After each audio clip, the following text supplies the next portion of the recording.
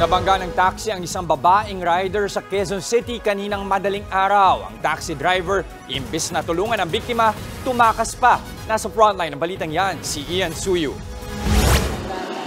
Sugatan ng noo ng babaeng rider na ito matapos mabangga ng isang taxi sa Barangay South Triangle sa Quezon City kaninang madaling araw. Kwento ng biktimang si Edith Cortez, pauwi na raw siya sa kayang motorsiklo nang biglang mabangga ng humaharurot na taxi. Pero sa halip na tulungan daw siya, lumayo pa ang taxi. Pauwi na po ako, nagdahan-dahan. Ang bilis talaga ng takbo ng taxi talaga. Hindi ba lang tumingin kaliwat kanan. Tapos paano na ako, dire-diretso. Tapos bigla niya ako iniwan doon.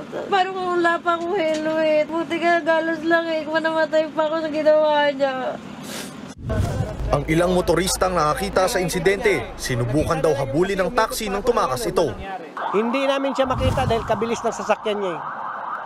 So sa bilis niya, hindi namin siya mabutan. 2 SUV ang humabol, siguro 10 yung humabol ng mga rider, nanyurkat na nga yung mga rider, so hindi talaga namin siya nakita. Inabot daw ng halos kalahating oras ang driver bago bumalik sa pinangyarihan ng aksidente. Depensa ng taxi driver, wala raw siyang planong takasan ng biktima. Binabalang daw muna niya ang pasaherong sakay niya.